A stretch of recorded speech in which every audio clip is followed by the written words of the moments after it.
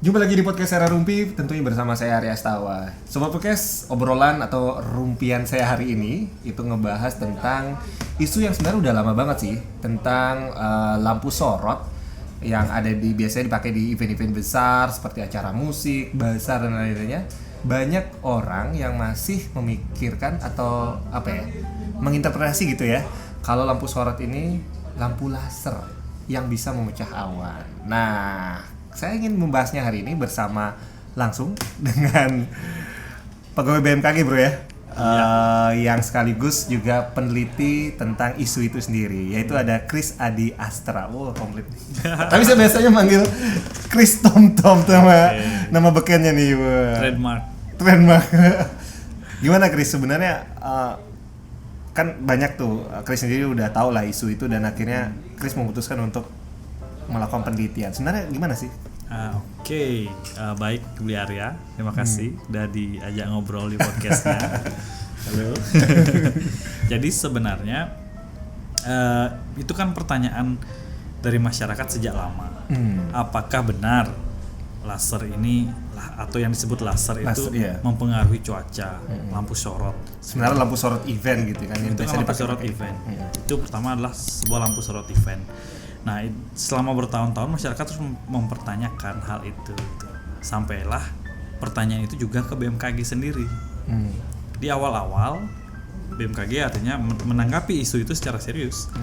Artinya dijawab bahwa pembangkit dari perubahan cuaca, dinamika cuaca yang berpengaruh di bumi utamanya adalah matahari. Seperti itu. Nah, kemudian pada tahun 2012 saya mulai gerah juga dengan isu itu kan, dan tidak terpecahkan secara detail. Artinya sudah dijawab secara garis besar, namun masyarakat masih belum yakin gitu. Ya, belum selesai pertanyaannya gitu. Akhirnya saya buat penelitian. Nah, poin dari penelitian itu saya jalan ke thermodynamics. Thermodynamics itulah pergerakan thermal. Nah, di sana saya mencoba untuk menggali radiasi flux dari sebuah benda. Nah, maksudnya adalah benda panas bisa meradiasikan panasnya ke tempat lain, ke lingkungan sekitar.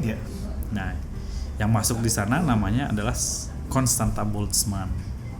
Konstanta Boltzmann itu mengukur misalnya sebuah benda nih, lampu atau laser, berapa luas jangkauan panas yang bisa dia ciptakan.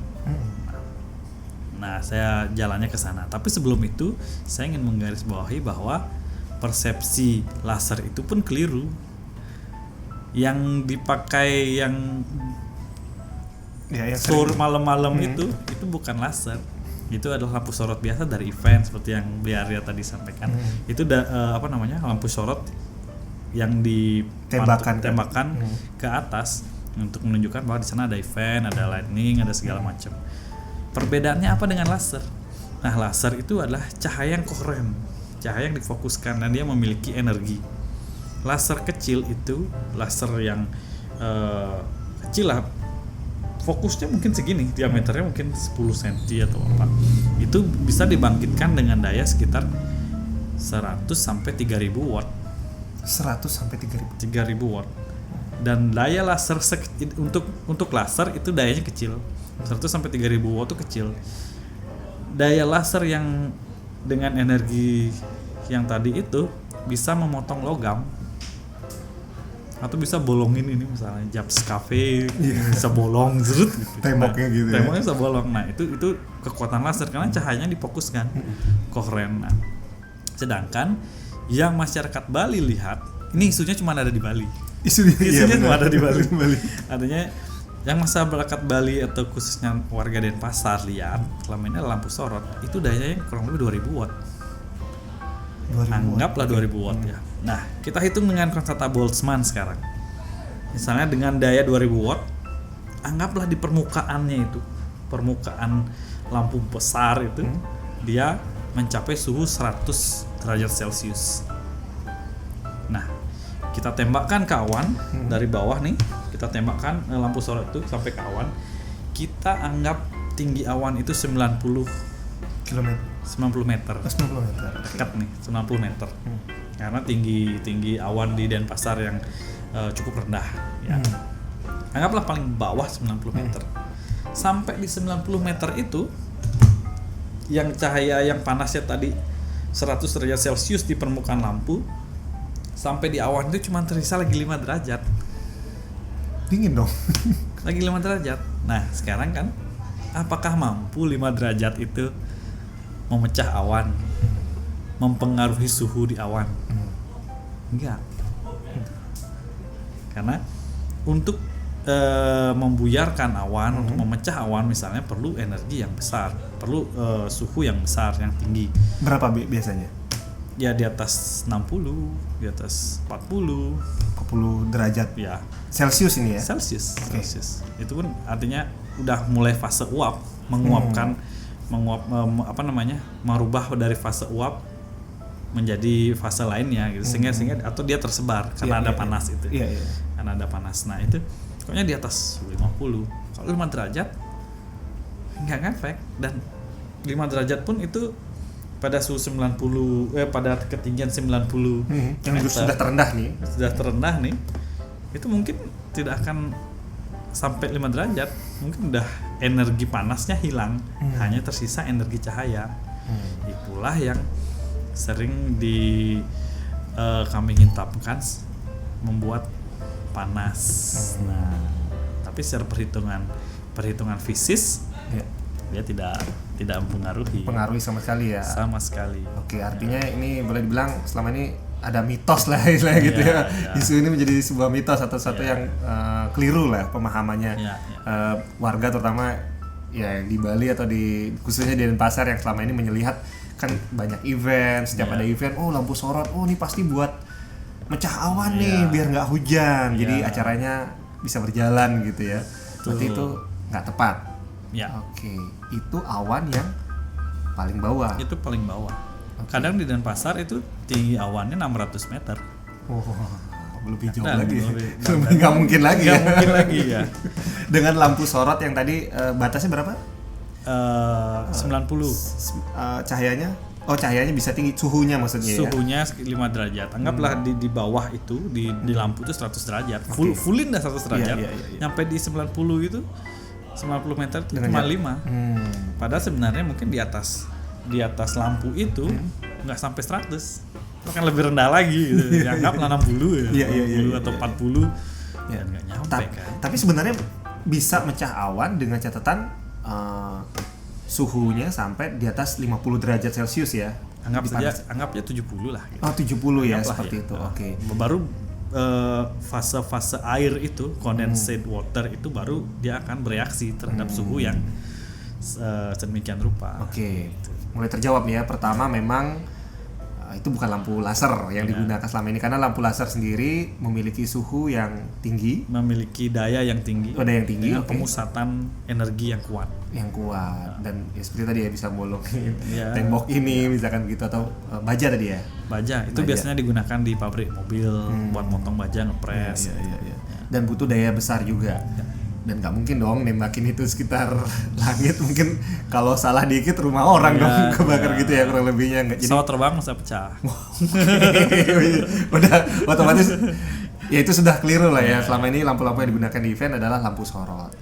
Oke, yang kedua adalah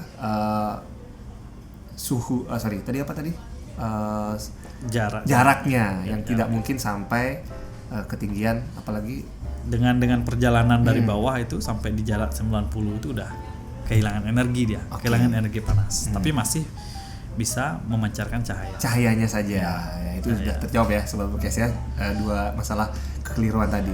Yang berikutnya nih, ada obrolan-obrolan sebenarnya sekali lagi memang sudah beberapa media mainstream ya, Chris ya, sudah ngebahas penelitiannya Chris nih, dan ditulis segala macam, tapi masih saja muncul ketika terutama musim kemarau. Ya mungkin kalau pandemi ini kayaknya tenang-tenang karena memang event nggak ada kan.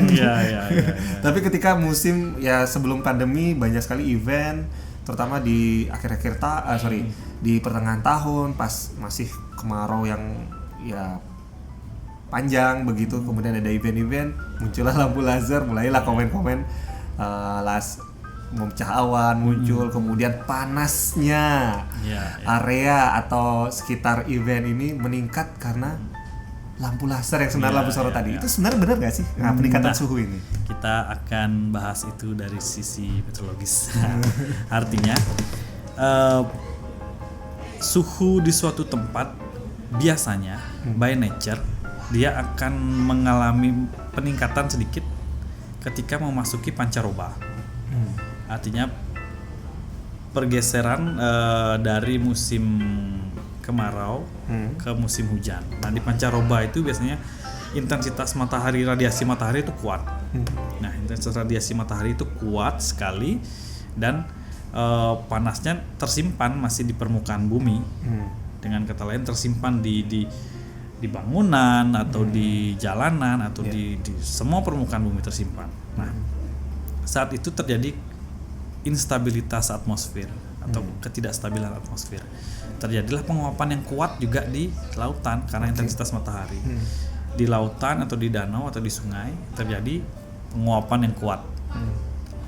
Uap air yang terangkat jadilah awan. Awan berjalan misalnya dari tenggaranya Pulau Bali misalnya. Habis itu sampai di atas Denpasar udah sore atau udah malam.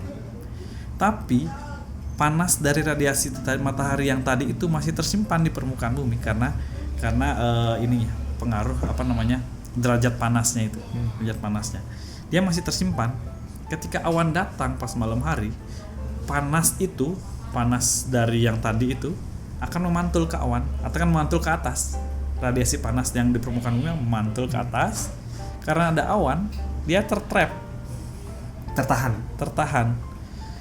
Nah ada awan di atas Denpasar tertahan, dipantulkan lagi ke bawah, 2 kali panas nih. Tadi yang harusnya 20 derajat Celcius tambah lagi 21 atau 25, anggaplah 21. Habis itu dia kan gelombang. Gelombang tuh energi abadi kan, naik lagi ke atas, nggak bisa tembus lagi, mantul lagi ke bawah, 3 kali dah nih, 3 kali, naik lagi ke atas, dan seterusnya. Artinya terperangkap. Jadi, nih ya, suhu itu terperangkap dan menjadi lebih panas, dan itulah yang disebut dengan efek rumah kaca. Jadi panasnya terjaga dan terduplikasi, terkalikan sekian kali, duk gitu. Dan itulah yang menyebabkan gerah banget Denpasar dari mana nih, terus tiba-tiba ada laser atau lampu sorot. Nah kebetulan ada event sekitar, itulah yang biasanya menjadi kambing hitam sepanjang yang saya tahu.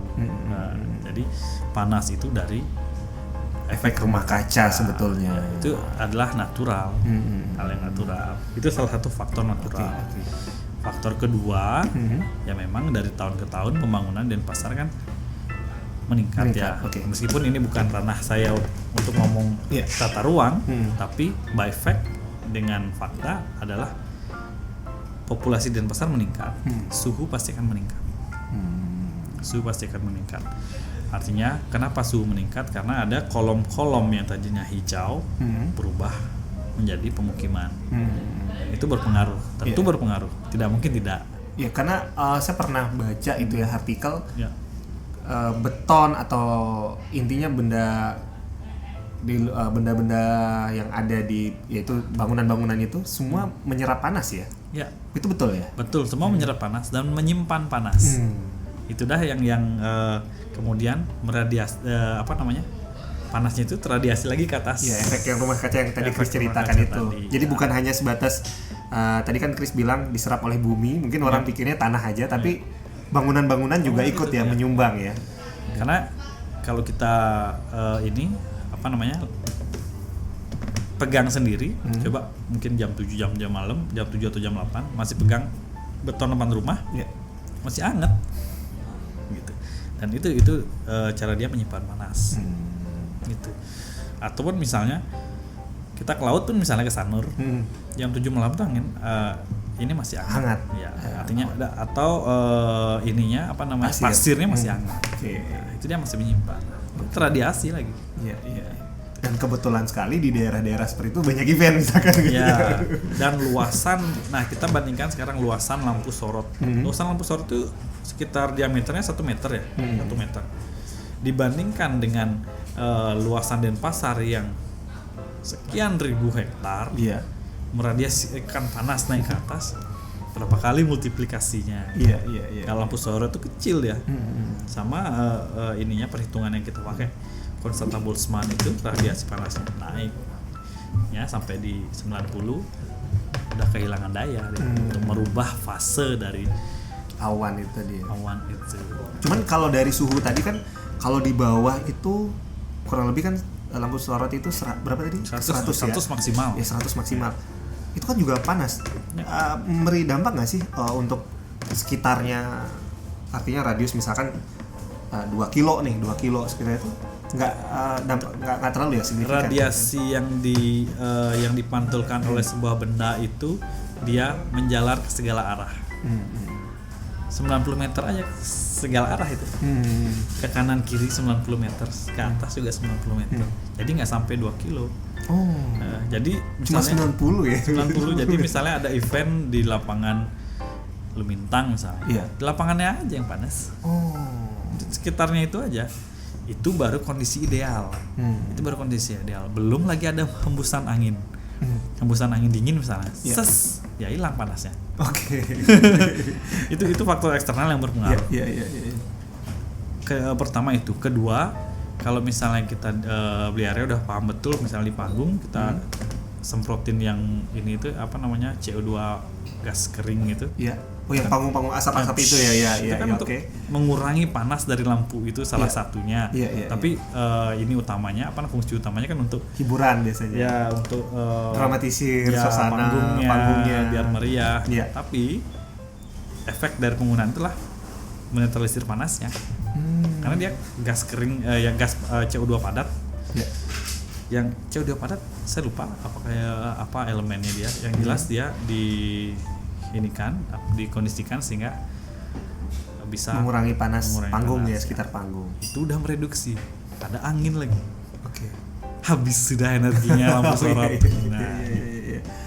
Oke, berarti ini kekeliruannya sudah terjawab ya. Panas yang kita rasakan sebenarnya itu memang murni dari alam ya. Ya. Karena efek rumah kaca, situasi sekitar kita yang makin seperti tadi padat, pembangunan, entah juga populasi ya. Ya. Karena kan Chris juga sempat tadi sebelum kita rekam bilang CO2 yang dihasilkan oleh kita sebagai makhluk hidup ini juga ikut berpengaruh kan pada rumah kaca ini. CO2 itu by nature dia suhunya hangat, panas. Dia menghasilkan panas karena benturan dengan partikel. Misalnya sekarang di Art Center nih ada event. Oke. Datanglah 3.000 orang nonton di Ade Chandra, nongkrong di Sirarnao, di mana di kalangan Ayodhya. CO2 yang dikeluarkan dari 3.000 orang itu meradiasikan panas di sekitar mereka. Nah ini menambah faktor-faktor eksternal yang mempengaruhi panasnya lingkungan. Itu sering kita rasakan bersama, misalnya sampai Art Center panas, malam-malam kok masih panas padahal anginnya kenceng. Iya, langsung kita lihat ada lampu sorotnya. Langsung jadi kami minta lampu laser istilahnya gitu. Padahal itu adalah hasil pernapasan yang keluar dari manusia 3.000 orang itu panas. Memang hangat jadinya gitu. Kita gini panas, hangat ininya. Artinya itu juga ikut mempengaruhi. Banyak sekali faktor yang pengaruh. Oke, jadi udah clear-an terjawab. Nah, itu sudah terjawab. Nah, pertanyaan yang berikutnya adalah sebetulnya bisa nggak sih atau ada nggak sih sebenarnya teknologi, kalau tadi Chris jelaskan lampu laser, mungkin nggak lampu laser itu sendiri itu kan lampu sorot ya sudah keliru, tapi lampu lasernya sendiri sebetulnya atau teknologi lain mungkin bisa nggak sih mecah awan sebetulnya? Iya, ada namanya TMC, teknologi modifikasi cuaca. Nah, disclaimer sedikit, memang itu bukan bidang saya. Cuman saya tahu, tapi sebagai orang yang bekerja di BMKG tentu harus paham juga. Dan dulu juga pernah pas kuliah juga saya belajar tentang meteorologi dan dinamika atmosfer dari sekolah di BMKG, jadi paham. Tapi tidak menjalankan. Tapi sempat sekitar 10 tahun di waktu bekerja di BMKG Sanglah juga saya ngamatin atmosfer meteorologi. sebelum full di Tuban ngurusin ngamatin gempa bumi. Ya, fokusnya Kristen gempa bumi Ngurusin ya. gempa Oke. bumi. Nah, sekarang adakah teknologi yang bisa memecah awan atau apa? Itu ada namanya teknologi modifikasi cuaca, TMC. Ini sangat sering dilakukan oleh BMKG dan BPWT dulu. Ini untuk memitigasi bencana banjir di Jakarta. Nah, caranya bagaimana? Nah, BMKG pasti paham betul tentang dinamika atmosfernya. Dilihat catatan dinamika atmosfernya, dipelajari. Misalnya awannya misalnya dari utara Jakarta nih. Utara Jakarta. Tumbuh dia awannya itu dari penguapan di Laut Jawa. Dihitung sama BMKG, dipelajari jejaknya selama misalnya 30 tahun klimatologisnya. Oh, dia fase tumbuh awan itu jam sekian. Pagi misalnya. Sebelum jam 9 atau jam 8 ke atas. Fase intermediate-nya jam berapa? Fase remajanya. Dan fase mature-nya kapan? Fase mature itu adalah fase dewasa, dia siap menurunkan hujan lebat. Itu biasanya tumbuh sekitar jam 12, jam 1. Itu fase-fase mature. Karena terpengaruh dari dinamika matahari. Nah, gitu. Sudah dipelajari hal seperti itu, BMKG bisa mengukur nih sekarang. Kalau jam 8 penguapannya, tiba di atas Jakarta tuh kurang lebih jam 12 siang. Sebelum jam 12 siang, itu naiklah tim dari BMKG, BPPT dan biasanya TNI AU. Itu naik pesawat, naik ke atas lepas landas, mencari bibit-bibit awan yang bakal menghasilkan hujan lebat di Jakarta. Dari atas, dari atas pesawat ini ke awan ini ditaburinlah NaCl, bahan kimia NaCl, dengan kata lain garam. Nah, garam itu bisa menstimulasi menstimulasi awan agar mature lebih cepat, agar Matang lebih cepat. Iya. Sehingga sebelum nyampe di Jakarta, dicegat dulu di Laut Jawa, dimecerkan dulu di Laut Jawa, dimasak dulu, artinya biar matang, dia ditaburin garam, sekian ton garam, dan TMC itu adalah berbiaya mahal. Berbiaya sangat mahal. Sekian ton itu kali sekian jumlah awan. Iya. Sehingga dia artinya tumbuh lebih awal. Dia mature lebih awal di Laut Jawa, sehingga turun hujannya di Laut Jawa, nggak sampai ke Jakarta, ke daerah kotanya istilahnya. Iya. Padat penduduknya istilahnya gitu ya, ke daratan gitu ya. Artinya nggak sampai ke daratan, hujannya jatuh di laut. Nah, itu untuk kasus-kasus yang misalnya hujan ekstrim. Kalau hujan-hujannya biasa ya biarin aja, artinya kan butuh wilayah itu butuh air gitu. Kalau yang kira-kiranya ekstrim, ya wis, yang akan menimbulkan banjir seperti itu ya, Mas Agitli. Cara-cara mitigasinya begitu ya. Oke. Betul. Artinya itu proses teknologi untuk mecah awan ini bisa dimanfaatkan untuk pertama untuk mencegah banjir, tapi bisa juga nggak untuk misalkan kebutuhan ya. Kalau ini yang daerah yang rawan banjir ya. Kalau yang daerah yang gersang begitu juga bisa juga. Tentu sebenarnya vice versa. Itu sebenarnya bisa, tapi ada kalkulasinya. Artinya artinya dikalkulasi biar tepat apakah dia akan bisa jatuh di sana mature lebih awal di daerah yang gersang itu. Dan itu harus dipelajari secara cermat. Tentu bisa, tapi daerah target itu apakah memiliki trace yang mendukung untuk dia untuk tim modifikasi cuaca untuk menurunkan hujan di sana.